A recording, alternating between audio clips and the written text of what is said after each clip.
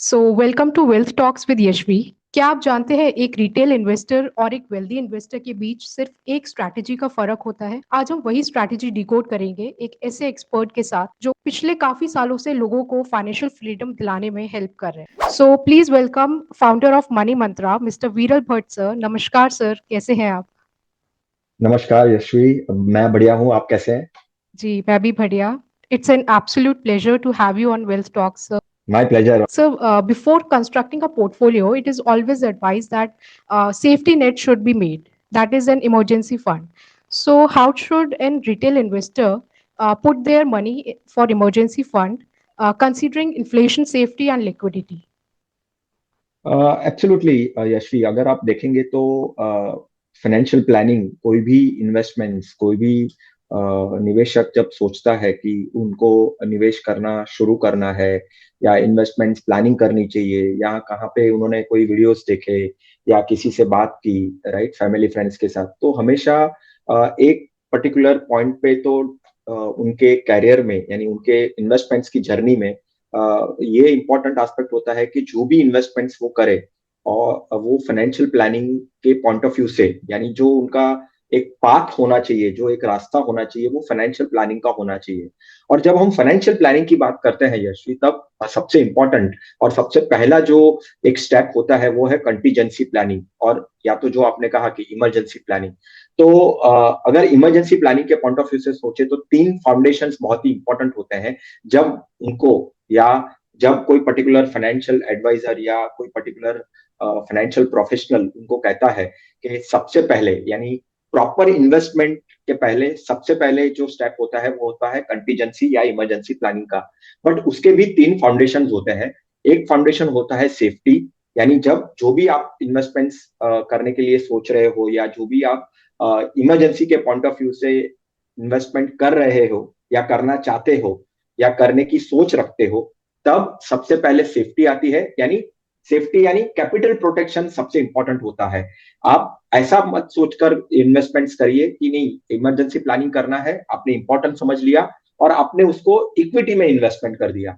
तो एक ऐसा इन्वेस्टमेंट ऑप्शन होना चाहिए जो आपको सेफ्टी दे, सेफ्टी के साथ लिक्विडिटी। सेकंड फाउंडेशन ये होता है कि भाई लिक्विडिटी भी होना चाहिए। आपको जो पैसा आप जो निवेश करने वाले हो, इमरजेंसी के पॉइंट ऑफ व्यू से या कंटीजेंसी के पॉइंट ऑफ व्यू से, एटलीस्ट आपको जब उसको निकालने की जरूरत पड़ती है या कोई इमरजेंसी आती है, एटलीस्ट आपको वो 24 आवर्स से 48 आवर्स के बीच में आपको वो पैसा मिल जाना चाहिए। और तीसरी बात कि इन्फ्लेशन जो होता है, यानी जब हम इन्वेस्टमेंट करते हैं तो हमेशा हम इन्फ्लेशन को इग्नोर करते हैं। तो इन्फ्लेशन को भी कहां पे ना कहां पे उसको भी प्रोटेक्ट किया जाए। यानी मेरा कहने का पॉइंट यहाँ पे ये है कि जो भी आप इन्वेस्टमेंट कर रहे हो वो ऐसे जगह पे इन्वेस्टमेंट करो कंटीजेंसी पॉइंट ऑफ व्यू से, वो लिक्विडिटी इजीली होनी चाहिए और रिटर्न्स भी जो आप एक्सपेक्ट करने वाले हो। क्योंकि मैं यहाँ पे ये नहीं कह रहा हूं कि आप सेविंग बैंक अकाउंट में रख दो, राइट। कहाँ पे पार्क करो? तो आप लिक्विड म्यूचुअल फंड्स में पार्क कर सकते हो, आप ऐसे एफडीज में कर सकते हो जो आपको इमीडिएटली लिक्विडिटी दे सके, जिसे कहते हैं sweeping FD, right. Saving account में मत रखो, क्योंकि देखो बहुत बार ऐसा होता है कि लोग कंटीजेंसी का जो इंपॉर्टेंस है वो समझ जाते हैं, बट पैसा सेविंग अकाउंट में रखते हैं और फिर कहीं ना कहीं वो खर्च भी हो जाता है क्योंकि वो मुझे पैसा दिखता है। तो इंपॉर्टेंट ये भी है कि पैसा दिखना नहीं चाहिए, बट हाँ, इमरजेंसी के लिए आपको इन्वेस्टमेंट्स भी करना चाहिए। तो इस तरह से आप लिक्विडिटी और emergency planning point of view से आप प्लानिंग कर सकते हो। जी। जैसे कि सर ने बताया कि liquid funds and sweep in FD का यूज करेंगे तो लिक्विडिटी और इन्फ्लेशन सेफ्टी दोनों ही मिलेगा। And sir, absolutely. और एक चीज क्या होती है, yes, sorry to no interrupt no, Yashvi, कितना करना चाहिए वो भी एक हमेशा सवाल होता है। बिल्कुल सर।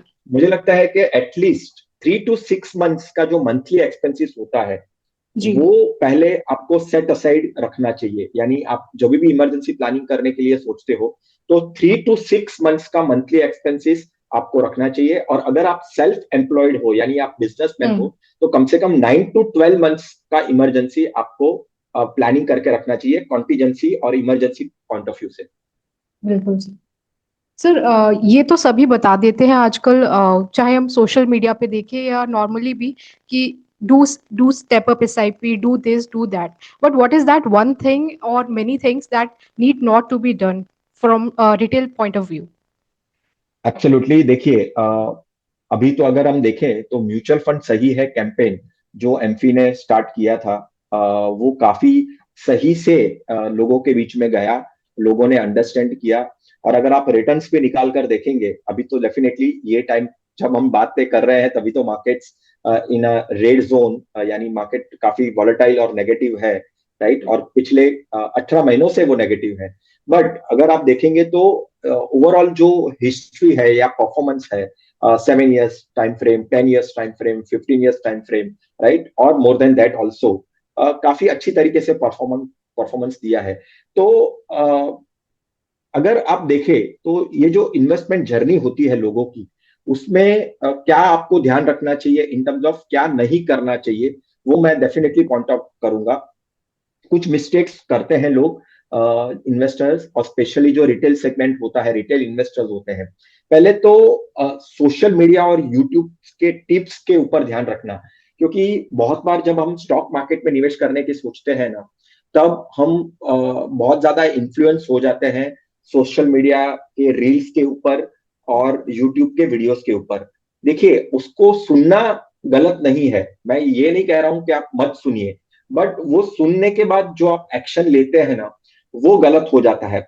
मुझे लगता है कि पहले तो एज एन, अगर आप इन्वेस्टर हो तो आपको खुद की स्टडी भी एक इंपॉर्टेंट होती है, और एक proper financial guidance, proper hand holding करने वाला भी एक पर्सन आपके साथ होना चाहिए, जो आपको वो गाइड कर सकता है।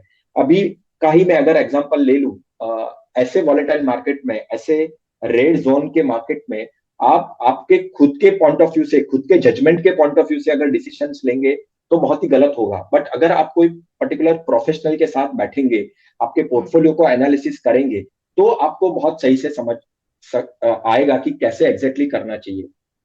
दूसरा एक इंपॉर्टेंट एस्पेक्ट ये होता है कि इंश्योरेंस को इन्वेस्टमेंट समझकर इंश्योरेंस प्रोडक्ट्स लेना। देखिए, मैं हमेशा ये कहता हूं कि जब आप इंश्योरेंस लेने की बात करते हैं तो आपका इंश्योरेंस में सिर्फ टर्म इंश्योरेंस को आपको जगह देनी चाहिए, राइट। इन्वेस्टमेंट्स और इंश्योरेंस को मिक्स नहीं करना चाहिए। सिंप्लिसिटी पॉइंट ऑफ व्यू से इंश्योरेंस, आप टर्म इंश्योरेंस लीजिए, और इन्वेस्टमेंट में आप म्यूचुअल फंड जैसे प्रोडक्ट्स को शामिल करिए या अदर कोई प्रोडक्ट्स को करिए। क्योंकि इंश्योरेंस और इन्वेस्टमेंट को मिक्स करने से क्या होता है कि रिटर्न्स पॉइंट ऑफ व्यू से आपको वो रिटर्न्स नहीं मिलते हैं, और शुरू के सालों में इतने खर्चे उनके होते हैं जिससे आपके रिटर्न्स के ऊपर वो इम्पैक्ट आ सकता है, राइट। अभी तीसरी एक मिस्टेक्स ये भी देखा गया है, मैं अभी करंट के पॉइंट ऑफ व्यू से ही मैं बोलूंगा यशवी, के मार्केट रेड जोन में है, मार्केट लगातार गिर रहा है, और ये चीज पहली बार नहीं हुई है। अभी जो इन्वेस्टर्स मे बी 20 में आए होंगे, 21 में या 22 में आए होंगे, उनके लिए ये पहली बार ऐसा उनको दिख रहा है कि मार्केट इतना गिर रहा है और वो लगातार गिर रहा है। तो उसमें वो क्या कहते हैं कि भाई, जो मैं एसआईपी, सिस्टमेटिक इन्वेस्टमेंट प्लान कर रहा हूँ, उसको मैं रोक देता हूँ। ये एक बहुत ही बड़ी मिस्टेक हो सकती है। अगर आपने प्रॉपर गोल प्लानिंग या financial planning point of view से इन्वेस्टमेंट स्टार्ट किया है, और अगर आपके गोल यहां से 5 साल, 7 साल, 10 साल के हैं, तो आपको डेफिनेटली एसआईपी को कंटिन्यू करना चाहिए। हाँ, अगर आपके गोल्स 2 या 3 साल में आने वाले हैं, तो डेफिनेटली आपको आपका पोर्टफोलियो रिविजिट करना चाहिए। पर अगर आपने प्रॉपर फाइनेंशियल प्लानिंग से की होगी, आपने प्रॉपर एसेट एलोकेशन किया होगा, और आपके इन्वेस्टमेंट्स आपने डाइवर्सिफाइड करके रखे रहेंगे, तो आपको घबराने की जरूरत नहीं है, राइट। और एक मिस्टेक ये होती है यशवी के, जैसे जो आपका पहला क्वेश्चन था, इमरजेंसी और कंटीजेंसी को ध्यान में नहीं रखते हैं, ब्लाइंडली इन्वेस्टमेंट कर देते हैं बिना कोई फाइनेंशियल गोल के, बिना कोई प्लानिंग के पॉइंट ऑफ व्यू से। ये भी एक बहुत ही बड़ी मिस्टेक होती है। और एक मिस्टेक ये भी होती है कि हम बिना टैक्स को ध्यान में रख के निवेश कर देते हैं। कितना इन्वेस्टमेंट जो भी मैं कर रहा हूं, अगर मैं ओल्ड रिजिम में अभी भी हूं, राइट, डेफिनेटली दो रिजिम है, ओल्ड रिजिम और न्यू रिजिम। अगर आप न्यू रिजिम में है तो डेफिनेटली आप ईएलएसएस में निवेश नहीं करेंगे, वो भी सही है। बट अगर आप अभी भी ओल्ड रिजिम में है, तो ओल्ड रिजिम में आप पहले समझिए कि कहां कहां पे आपको इन्वेस्ट करके टैक्स बेनिफिट मिल सकता है। और ये सारी चीजें बहुत ही इंपॉर्टेंट है। बट एक बॉटम लाइन अगर मैं कहूं, क्रक्स कहूं, कि मिस्टेक्स में क्या ध्यान में रखना चाहिए और क्या नहीं रखना चाहिए, नहीं रखने में इंश्योरेंस इन्वेस्टमेंट को मिक्स नहीं करना चाहिए, लिक्विडिटी को हमेशा ध्यान में रखना चाहिए कि मैं जो निवेश कर रहा हूं उसमें लिक्विडिटी मुझे कितनी जल्दी मिल सकती है। और मुझे रिटर्न्स पॉइंट ऑफ व्यू से इन्फ्लेशन को ध्यान में रखना है कि मेरा इन्वेस्टमेंट है जो इन्फ्लेशन को बीट कर रहा है या नहीं कर रहा। सर, जैसा आपने बोला कि पोर्टफोलियो रिबैलेंसिंग को भी ध्यान में रखना चाहिए, तो क्या पोर्टफोलियो रिबैलेंसिंग करने के लिए एक रिटेल इन्वेस्टर को फंड मैनेजर्स को फॉलो करना चाहिए? बट फंड मैनेजर्स का देखा गया है कि वो लिक्विडिटी मेंटेन करनी होती है, उनको एनएवी का एक राइट अप्रोच दिखाना होता है अपने क्लाइंट्स को। तो क्या ये सही स्ट्रैटेजी होगी, या आपके हिसाब से क्या बेस्ट स्ट्रैटेजी होनी चाहिए? डेफिनेटली देखिए, रीबैलेंसिंग बहुत ही इंपॉर्टेंट एस्पेक्ट है। और वापस मैं ये कहूंगा कि we are discussing at the appropriate time, यानी ये जो टाइम है वहां पे आपके पोर्टफोलियो को रीबैलेंसिंग करना, एक बार एनालिसिस करना, रिव्यू करना बहुत ही इंपॉर्टेंट है।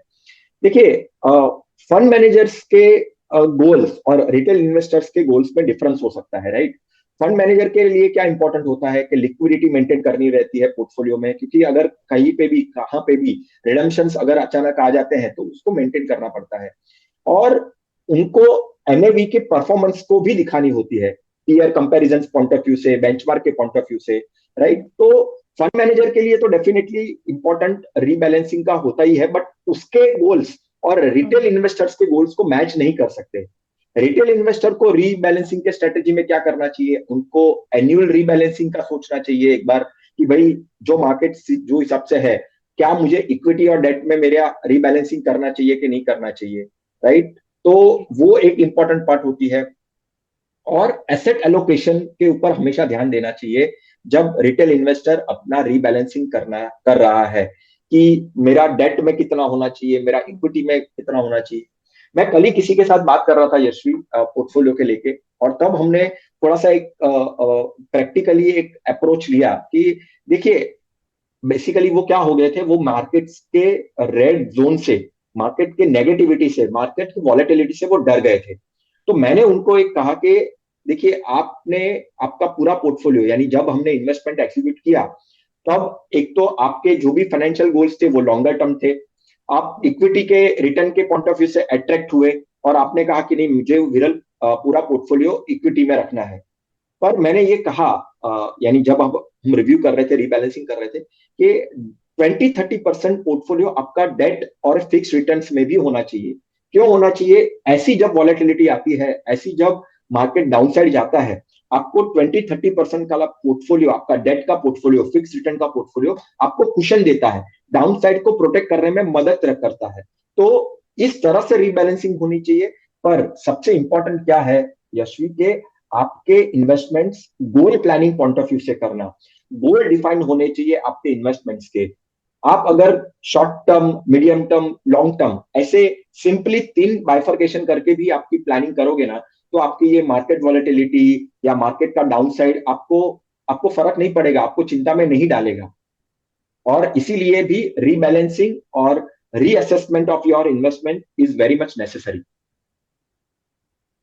सर, जैसा आपने बताया कि डेट का एलोकेशन होना बहुत ज़रूरी है, तो एक retail investor interest rate fluctuations को डेट इन्वेस्टमेंट से किस तरह समझे उसको? देखिए यशवी, डेट एलोकेशन बहुत ही जरूरी है, स्पेशली जैसे जैसे इन्वेस्टर्स अपने इन्वेस्टमेंट्स को बढ़ाता है, और कुछ सालों बाद अगर शुरू में भी ना करे, क्योंकि देखिए एक माइंडसेट क्या होता है यशवी सभी का, कि इक्विटी में निवेश करना है, इक्विटी में रिटर्न्स ज्यादा आते हैं, ठीक है। 5 साल, 10 साल, 15 साल, 20 साल के रिटर्न्स देखकर वो बहुत ही अट्रैक्ट हो जाता है इक्विटी में। पर जब वो निवेश करते हैं, या तो जब निवेश करने का सोचते हैं, तब मार्केट काफी अच्छा पीक पर रहता है और वो रिटर्न्स भी काफी अच्छे दिखते हैं। तभी डेट को समझना और डेट इन्वेस्टमेंट को समझना, डाउन साइड को कैसे प्रोटेक्ट करे, कैसे मेरी जो ओवरऑल परफॉर्मेंस में नेगेटिविटी आ रही है, नेगेटिव रिटर्न्स आ रहे हैं, उसको मैं कैसे प्रोटेक्ट करूं, तो उसके लिए डेट इन्वेस्टमेंट है। तो पोर्टफोलियो में स्टेबिलिटी इंपॉर्टेंट है, क्योंकि इक्विटी का अगर शार्प फॉल होता है तो उसको कुशन करने के लिए इक्विटी इंपॉर्टेंट है। गोल्ड बेस्ड इन्वेस्टमेंट में भी कैपिटल प्रोटेक्शन इंपॉर्टेंट है। अभी देखिए, जब मैं गोल्ड बेस्ड इन्वेस्टमेंट कहता हूं, तो मे बी आप child education point of view से इन्वेस्टमेंट कर रहे हैं, चाइल्ड के मैरिज के पॉइंट ऑफ व्यू से इन्वेस्टमेंट कर रहे हैं, या जो कोई अपनी लायबिलिटी है उसको खत्म करने के पॉइंट ऑफ व्यू से कर रहे हैं, तो एक फिक्स्ड अमाउंट हम दिमाग में लेकर चलते हैं कि भाई इतनी अमाउंट तो आनी चाहिए। अभी क्या होगा जब वो गोल ईयर आ जाएगा, जब वो पैसा मैच्योरिटी की जरूरत पड़ेगी, यानी पैसे निकालने की जरूरत पड़ेगी और मार्केट नेगेटिव है, तो आपका जो कैलकुलेशन है वो बिगड़ जाएगा, राइट। तो इसके लिए भी ऐसे इन्वेस्टमेंट्स आपके पोर्टफोलियो में होने चाहिए जो पोर्टफोलियो को प्रोटेक्ट करे, जो ओवरऑल गोल प्रोटेक्शन दे आपको, और आपको बार बार रिव्यू भी करना चाहिए। और साथ साथ में 20-30% पोर्टफोलियो ऐसा होना चाहिए जो आपके इक्विटी मार्केट से रिलेटेड ना हो, बट डेट के रिलेटेड हो, और उसमें आप डेट फंड्स भी सोच सकते हैं। ऐसे कोई फिक्स्ड इनकम रिटर्न्स वाले पोर्टफोलियो, ऐसे कोई फिक्स्ड रिटर्न प्रोडक्ट्स भी आप आपके पोर्टफोलियो में ऐड कर सकते हैं। सर आजकल एक क्रेडिट कार्ड का भी बहुत ट्रेंड चल रहा है, तो क्या ये एक डेट ट्रैप है या फाइनेंशियल टूल की तरह भी इसको यूज किया जा सकता है? देखिए, ये दोनों चीज है एक्चुअली। अगर आप देखें तो यशवी, बहुत जगह पे ये डेट ट्रैप भी बन के रह चुका है अभी। पर फिर भी मैं ये तो कहूंगा कि ये आपके ऊपर है कि आप किस तरह से उसको यूटिलाइज करते हैं और किस तरह से उसको देखते हैं और यूज करना चाहते हैं, राइट। तो ये इंपॉर्टेंट है कि आपको उसको कैसे यूज करना है। अभी ये स्मार्ट टूल कब बन सकता है, ये पर्टिकुलर क्रेडिट कार्ड ये स्मार्ट टूल कब बन सकता है, जब आपका जो क्रेडिट कार्ड का बिल आता है एवरी मंथ, उसको आपको उसके आउटस्टैंडिंग बिल को आप फुल पे कर रहे, फुल पे, राइट। कोई इंटरेस्ट के पॉइंट ऑफ व्यू से मत आए, कोई कोई लालच में मत आए, कोई मिनिमम ड्यू मत पे करिए। आपको आपका जो क्रेडिट कार्ड का बिल है वो फुल पेमेंट करना है आपके डेट्स के पॉइंट ऑफ व्यू से, ड्यू डेट्स के पॉइंट ऑफ व्यू से। और मैं तो हमेशा रिक्वेस्ट करता हूं आपके ड्यू डेट्स के 1-2-3 दिन पहले ही आपको पे करने की सोच लेनी चाहिए, राइट। फिर आप उसके अंदर जो मिलते रहेंगे रिवॉर्ड्स, जो कैशबैक, जो लॉन्च एक्सेस, जो फ्री बेनिफिट्स आपको मिलता है ना, उसका आप मैक्सिमम ऑप्टिमाइजेशन कैसे करके यूज करते हैं। अगर आप उसको मैक्सिमम ऑप्टिमाइजेशन यूज करके समझकर यूज करते हैं तो ये आपके लिए स्मार्ट टूल है। अभी एक इंपॉर्टेंट एस्पेक्ट क्या होता है कि क्रेडिट कार्ड आपका क्रेडिट स्कोर भी बिल्ड करता है। तो जितना एफिशिएंटली, जितना अच्छे से आप उसको यूज करेंगे तो आपका क्रेडिट स्कोर भी अच्छे से बिल्ड होगा। और कई बार ये एक इमरजेंसी टूल बनकर भी रह जाता है। जैसे हमने तो डेफिनेटली चर्चा की कि इमरजेंसी प्लानिंग किस तरह से होनी चाहिए, क्यों होनी चाहिए, फिर भी बहुत लोग नहीं करते हैं। तो अगर आपको क्रेडिट कार्ड को इमरजेंसी टूल के पॉइंट ऑफ व्यू से यूज करना है, पर आपको समझकर यूज करना है, क्योंकि अगर आप इंटरेस्ट फ्री डेज में आपका आउटस्टैंडिंग पे कर देते हैं तो कोई दिक्कत नहीं है, बट अगर आप उसके डेट्स के बाद पे करना की सोचते हैं तो बहुत ही डेंजरस है और वो डेट ट्रैप बन जाता है। तो मिनिमम ड्यू पेमेंट कभी भी मत करिए, ईएमआई में कभी भी उसका बिल को कन्वर्ट मत करिए। लाइफस्टाइल के पॉइंट ऑफ व्यू से अगर आप उसके खर्चे करते हैं तो वो बहुत ही डेंजरस है, क्योंकि देखिए नीड और वांट्स, उसमें भी डिफरेंशिएशन करना बहुत जरूरी है। आपके नीड के लिए आप उसको यूज कर रहे हैं तो बेहतरीन है, पर अगर आप वांट के लिए करते हैं तो रेड फ्लैग है। आपको उसको टाइमली पेमेंट करना बहुत ही जरूरी है। और मैं तो ये भी कहता हूं कि मल्टीपल कार्ड्स को थोड़ा सा इग्नोर करिए। हाँ, अगर आप वाइजली समझ कर करते हैं तो मल्टीपल कार्ड्स रखने में कोई दिक्कत नहीं है, पर आप बिना सोचे बिना समझे आप उसको यूज करते हैं तो एक ही कार्ड रखना, ज्यादा से ज्यादा 2 कार्ड रखना आपको चल सकता है। सर क्रेडिट कार्ड के साथ साथ एक नो कॉस्ट ईएमआई का ट्रेंड भी बहुत तेजी से आगे बढ़ रहा है, एंड देखने में ये ऑफर्स भी बहुत अट्रैक्टिव लगते हैं। लेकिन जब हम एक डिसिप्लिन पोर्टफोलियो कंस्ट्रक्ट करने की बात करते हैं तो क्या ये ईएमआईज हमारी सेविंग्स और इन्वेस्टमेंट कैपेसिटी को नेगेटिवली इम्पैक्ट करती है? क्या ये सच में नो कॉस्ट है या इसमें भी कोई हिडन फाइनेंशियल ट्रैप है? मैं नो कॉस्ट ईएमआई को हमेशा ये कहता हूं, इट इज रेयरली फ्री। वैसे ठीक है, एग्जैक्टली क्या होता है नो कॉस्ट में, कहीं ना कहीं हिडन कॉस्ट डेफिनेटली रहती है। कम से कम आप मान के चलिए तो 1-2% अपफ्रंट प्रोसेसिंग फी होती है। वो दिखने में बहुत कम लगती है बट प्रोसेसिंग फी होती है, ठीक है। अभी जीएसटी भी लगता है आपके जो इंटरेस्ट है, राइट। वैसा वेव्ड जैसा कुछ नहीं होता है, आप वेव नहीं कर सकते हैं, आपको वो जीएसटी के ऊपर भी इंटरेस्ट लगता है। अभी बहुत बार क्या होता है कि जो डिस्काउंट देने वाले रहते हैं, राइट, जो भी जहां से भी आप कोई परचेस कुछ चीजें करते हैं, वो डिस्काउंट भी नहीं देते हैं अगर आप नो ईएमआई कॉस्ट में अगर आप जाते हैं तो, राइट। तो बहुत बार ऐसी चीजें होती है, हिडन कॉस्ट होती है, जो नो कॉस्ट ईएमआई में छुपी होती है। और बहुत बार क्या होता है कि वो ग्रेटिफिकेशन, राइट, वो ग्रेटिफिकेशन हमेशा वो बाहर लेकर आता है। आपको जो चीज की जरूरत नहीं रहती है, बट वो नो कॉस्ट वाले प्रोडक्ट में, नो कॉस्ट ईएमआई वाले में आप चले जाते हैं, क्योंकि जो चीज की आपको जरूरत नहीं है बट आपको वो नो कॉस्ट में मिल रही है। एक्चुअली तो नो कॉस्ट होता नहीं है, हिडन कॉस्ट तो डेफिनेटली रहती है। तो कहीं ना कहीं वो हमेशा रहता ही रहता है, और वो चीज आपके पोर्टफोलियो पे भी इंपैक्ट करती है। अभी ईएमआई आपके मल्टीपल हो जाते हैं, तो कैश फ्लो के पॉइंट ऑफ व्यू से आपको दिक्कत आ सकती है। अभी वो लाइफस्टाइल जोन में, आप लाइफस्टाइल एक्सपेंस जोन में आप चले जाते हैं, आपके लिए वो एफोर्डेबिलिटी है कि नहीं है, वो आप नहीं सोचते हैं, राइट। और कहीं ना कहीं जितनी ज्यादा आप लोन लेते हैं, तो कहीं ना कहीं वो क्रेडिट कार्ड स्कोर पे भी इंपैक्ट कर सकता है।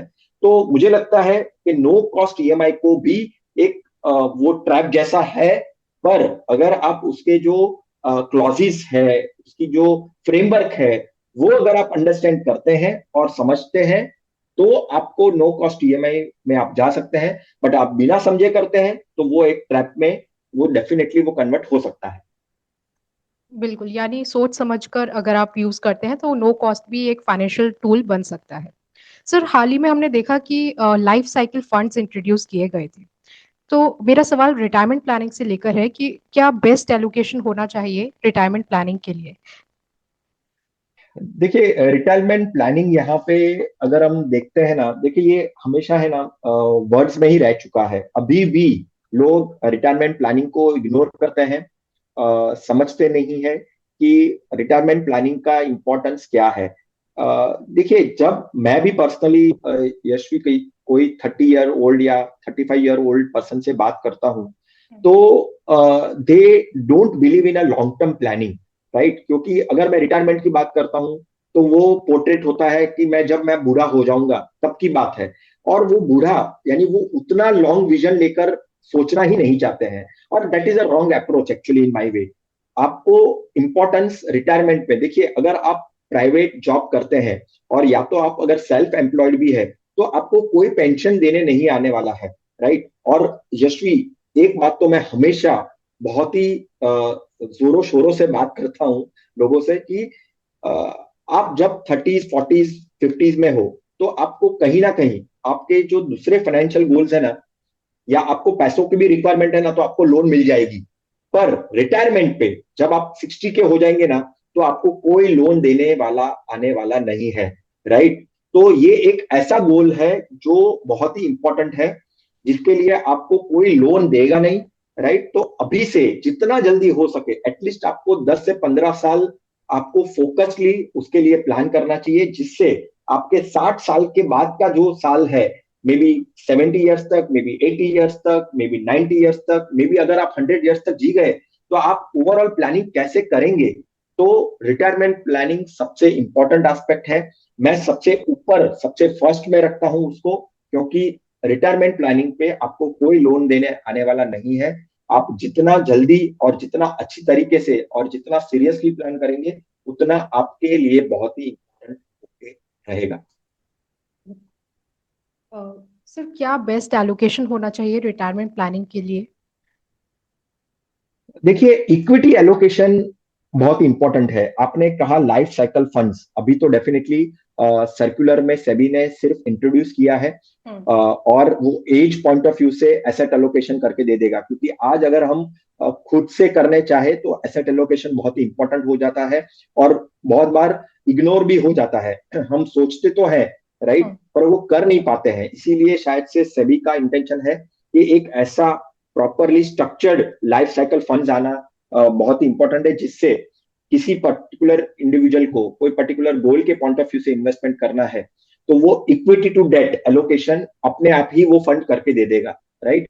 इसीलिए may be life cycle fund इसीलिए भी इंपॉर्टेंट है कि मैं शुरू में, मे बी अगर मैं 30 ईयर्स वाला ही एग्जाम्पल ले लूं, और मैं रिटायरमेंट के पॉइंट ऑफ व्यू से प्लानिंग कर रहा हूं, तो जैसे जैसे मैं जब शुरू में स्टार्ट कर रहा हूं तो equity allocation is important, right, क्योंकि वेल्थ जनरेशन ग्रोथ जो है वो आपको इक्विटी ही दे सकता है, राइट, और longer term point of view से तो इक्विटी ही रिटर्न्स अच्छे खासे दे सकते हैं।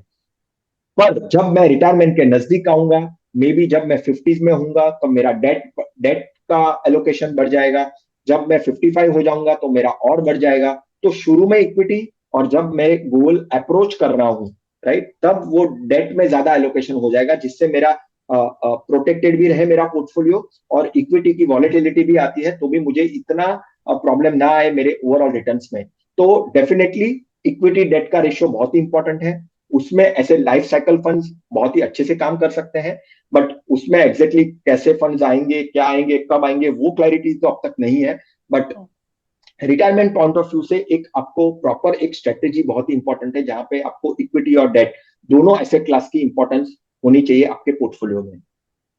सर लास्ट क्वेश्चन इज कि जो अभी करेंट इकोनॉमिक सिचुएशन चल रही है, war and etcetera, so any particular sector or sectoral fund for value investing for long term? देखिए, सेक्टोरियल फंड्स मैं है ना हमेशा कोर पोर्टफोलियो में ना रखे आप, ये कहता हूं। देखिए, कोई भी निवेशक जब अपना पोर्टफोलियो बनाता है, उनका पोर्टफोलियो दो हिस्सों में बांटा जाना चाहिए या बांटना चाहिए, राइट। एक होता है कोर पोर्टफोलियो और एक होता है सैटेलाइट पोर्टफोलियो। ये बहुत ही टेक्निकल हो जाता है, बट अगर मैं इसको सिंप्लीफाइड करूं तो आपको कोर पोर्टफोलियो में ऐसे फंड्स होने चाहिए mutual fund point of view से, जो आप कि वॉलेटिलिटी अगर मार्केट में आती है या मार्केट रेड जोन में चला जाता है, नेगेटिविटी वॉलेटिलिटी काफी हो जाती है ओवरऑल पोर्टफोलियो में, तो कोर पोर्टफोलियो में flexi cap fund, large cap fund, multi cap funds, right, जो जो काफी सालों से चल रहे हैं, जहां पे ज्यादा मार्केट में अगर वॉलेटिलिटी आती है, नेगेटिव मार्केट ज्यादा होता है, तो इतने नेगेटिव नहीं होंगे, डाउन साइड प्रोटेक्टेड रहेगा। बट अगर आपको आपके पोर्टफोलियो में हाई रिस्क रखना है, हाई रिस्क हाई रिटर्न्स भी लेकर आएंगे, बट वो सैटेलाइट पोर्टफोलियो से आप बना सकते हैं। तो मेरा कहने का ये मतलब है यहाँ पे कि जो थीमेटिक फंड होते हैं या जो सेक्टोरियल फंड होते हैं, कोई पर्टिकुलर डेडिकेटेड फंड्स, अगर आप कोई डेडिकेटेड सेक्टर को टारगेट करना चाहते हो, राइट, जैसे एग्जाम्पल पॉइंट ऑफ व्यू से, ये कोई रिकमेंडेशन नहीं है, बट कोई एग्जाम्पल पॉइंट ऑफ व्यू से आईटी काफी सालों से नेगेटिव चल रहा है। ऐसी सिचुएशंस बनी है, वॉर, एआई, बहुत सारी जियोपॉलिटिकल सिचुएशन की वजह से आईटी सेक्टर नहीं चल रहा है, पर अपॉर्चुनिटी भी है। अगर आप 10 साल 15 साल यहां से सोचे, आईटी रिटर्न्स दे सकते हैं आपको अच्छे से। अगर वो अच्छे रिटर्न्स दे सकते हैं, तो अगर आपके पोर्टफोलियो में उसको शामिल करना है, तो आप उसको सैटेलाइट में शामिल कर सकते हैं। बट मेरा एक और भी व्यू है यहाँ पे यशवी, कि जब आपको आपके पोर्टफोलियो में अगर आपको सेक्टोरियल या थीमेटिक को रखना है, और मैं भी अगर कह रहा हूं कि सैटेलाइट पोर्टफोलियो में से अगर आप उसको सैटेलाइट पोर्टफोलियो में उसको आपको रखना है, तो म्यूचुअल फंड के पॉइंट ऑफ व्यू से ऐसे फंड सोचिए जो सारी थीम को आप एक्सपोजर दे सकता है। ऐसा नहीं कि कोई एक पर्टिकुलर थीम को लेकर या पर्टिकुलर सेक्टर को लेकर, क्योंकि एक पर्टिकुलर थीम या सेक्टर बहुत बार बहुत ही डेंजरस भी हो जाते हैं, और अगर वो नहीं चले और ज्यादा टाइम तक अगर उसमें गिरावट रही, तो वो पोर्टफोलियो को बहुत ही अच्छे से इंपैक्ट कर सकता है, नेगेटिवली इंपैक्ट कर सकता है। तो आप क्यों ना ऐसे फंड चुने जो combination of every theme, fund manager को डिसाइड करने दो कौन सी थीम कब चल सकती है और कौन सी थीम ऐसे अच्छी तरीके से रिटर्न्स दे सकती है, राइट। तो ऐसे फंड्स भी अवेलेबल है इंडस्ट्री में, जो आप देख सकते हैं और सोच सकते हैं। बहुत बहुत धन्यवाद सर आपका हमारे साथ जुड़ने के लिए, और व्यूअर्स को एक बहुत ही इंसाइटफुल सेशन इस करंट डर के मूड माहौल में देने के लिए। Thank you Yashvi.